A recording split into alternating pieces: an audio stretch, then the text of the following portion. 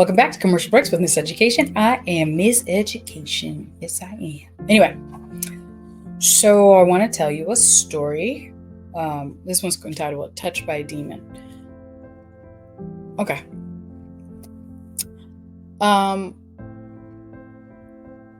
Yeah, here we go. So, how old is my youngest is turning 12, so he wasn't even one. He was a few months old, so this is going on 12 years ago. Oh yeah, so this is in 2012. Yep, in 2012. Okay, so in 2012 I had my son. And at the time we had just transitioned. My parents had owned a home with the way my father broke it up, it had 3 different apartments in it. So we were in the basement, and once we had the second boy, we moved to the top floor. And we redid it, right? Gutted it out and redid it. So we had no furniture at the time. So the sleeping arrangement was my son, the oldest one, and his father would sleep in what would then become the boys' bedroom. And I was sleeping in what would be our bedroom on the couch. And Isaiah, my son, was in the bassinet next to me. That was the arrangement, because we didn't have a bed at the time, and I had to sleep on the couch. I had just had him and what have you. So one night, I'm sleeping. My son's next to me. My husband and my other son are in the other room. And I'm sleeping, right? Just regular old sleep. And I wake up. And I see this entity. Okay, I'm not crazy. I'm not crazy. I saw this, okay? Sometimes I'm like, when I say this, I'm like, Jen, are you serious? Okay. It just sounds so. I see this entity floating in the air. It takes the corner into the room, floats, it's floating in the air, and it hovers over me, and it comes onto me, and it chokes me. It's choking me. Now, what does that feel like? It's not like there's pressure, like pressure. However, I can't breathe. I don't know if that makes sense. Like, I'm not feeling the pressure of someone choking me, but the effects of the choke is happening. I can't breathe. And I know that it's a demon. I know that it's a spiritual entity. And I want to cry out. I want to call my husband. But I can't scream.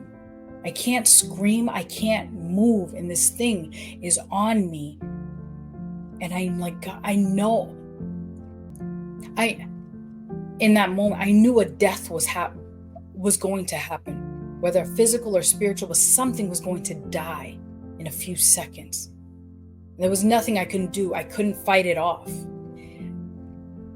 And I remember growing up, my mom, my dad always said, in something that, growing up in the church, you hear a lot. When you find yourself in a situation and there's no way out, call on the name of Jesus. That is something that I was raised with. When you find yourself in a situation and there is no way out, cry out to Jesus. And that's what I did.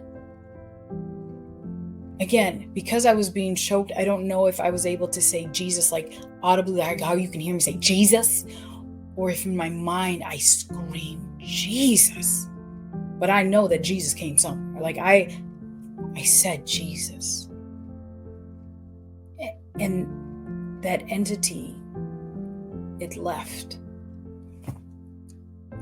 It left. And when I say it left, I mean like I didn't see it anymore. I no longer saw it. And I still think about it because I'm like, what happened? Did it leave and go away? Or did it leave and enter me? Why do I say that? I say that because I have been struggling with a sexual demon for over 20 years. And that's the thing. And, again, I'm going to get spiritual. I'm going to put my business out there. That's the thing about demons. right? You don't know who has one. You don't know a person walking down the street what demon they're fighting. Everyone's like, oh, they struggle with this demon. And I think we say that in jest. Yeah, he struggles with that demon. No, literally, they are demons. I struggled with a demon, not metaphorically.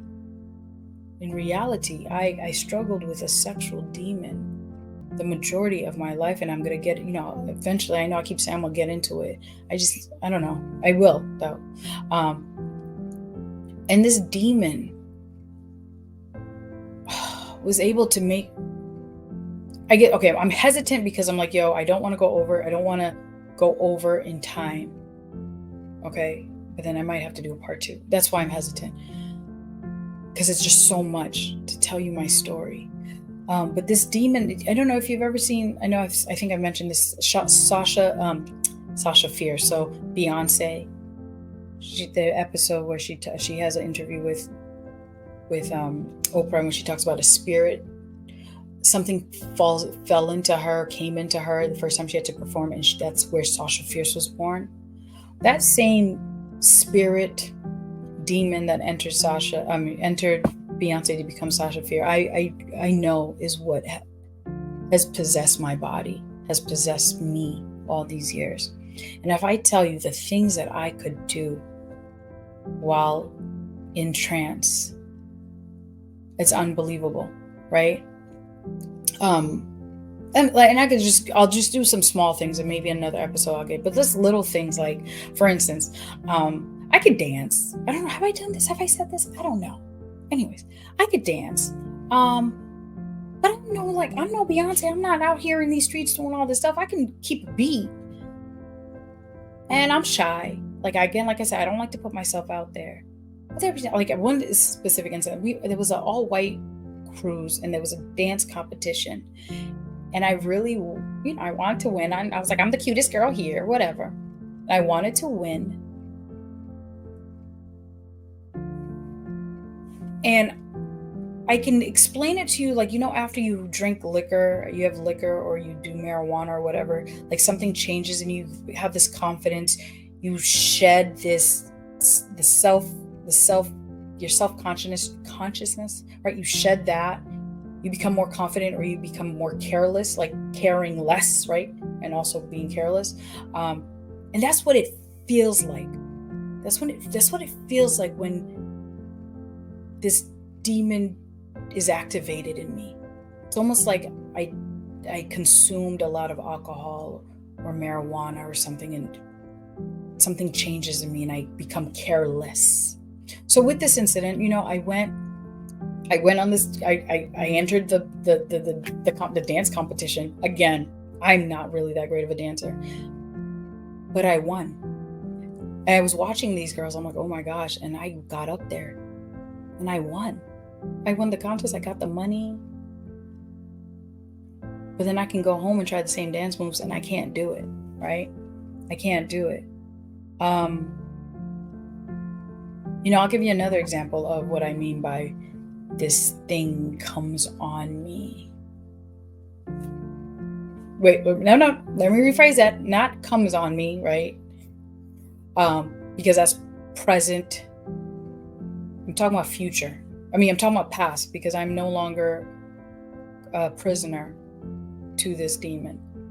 But there'd be times where I could walk into a room and I could look at a man. Again, this is a sexual demon, okay? I could look at a man, and it'd be a room full of women, full of women.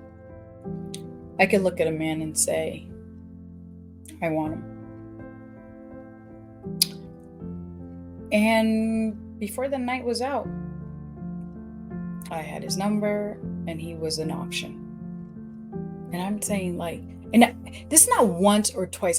This was every single time. And I know you're thinking, oh, no, it's not natural, guys. It's not natural.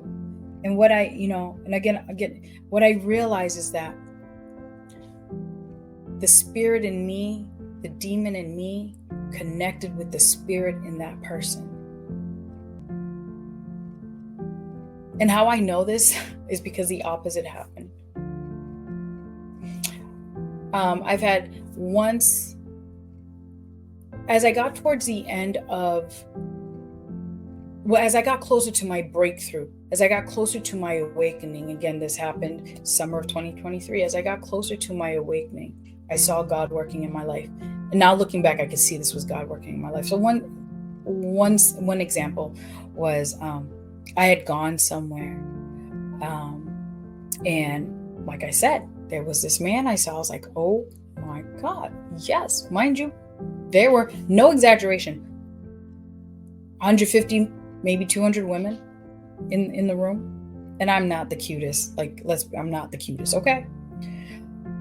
And I was like, ooh, yes. Mm-hmm. And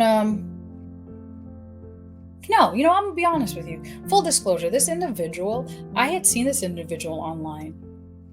It's another educator, and I had like a teacher crush on them. That's what I call it. It was like my teacher crush. I was like, oh, teacher crush.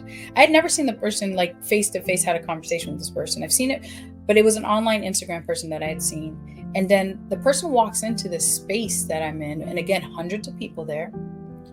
And I see him for the first time. He's shorter in real life. I was like, ooh, teacher crush. Yes.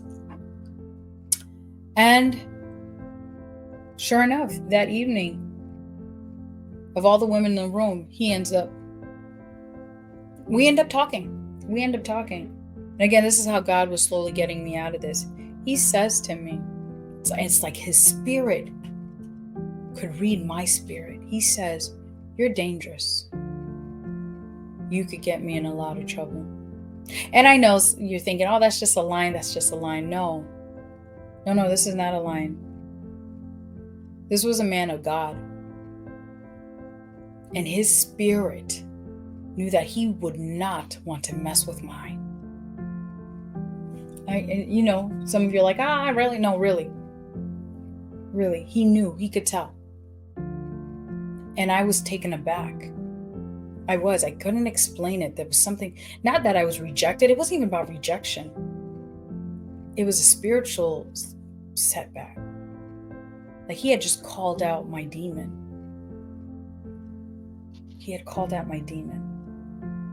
A few months later,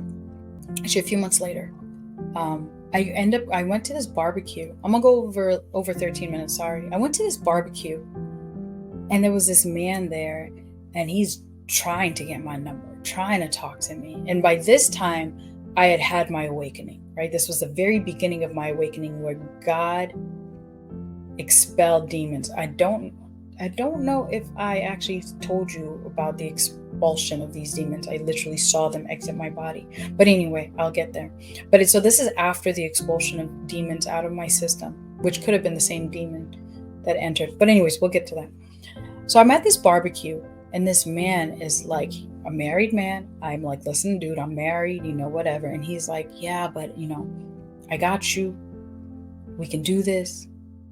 And I look at him and I say to him, I said, you believe in God? He goes, yeah, I believe in God. I go to church. And I said, I am the Jonah to your life.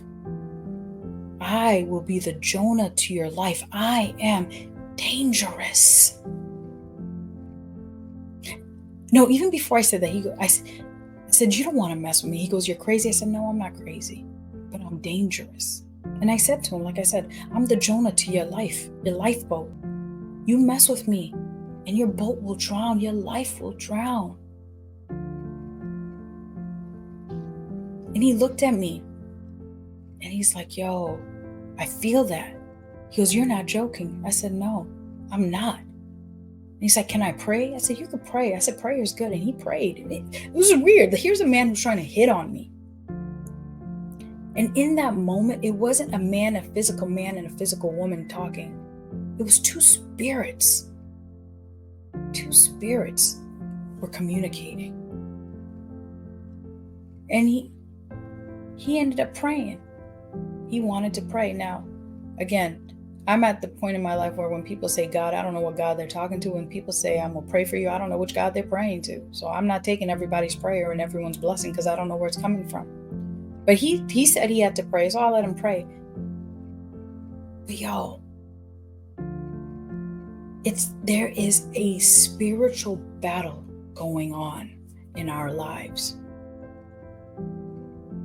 And I am a witness and a testament to it, man.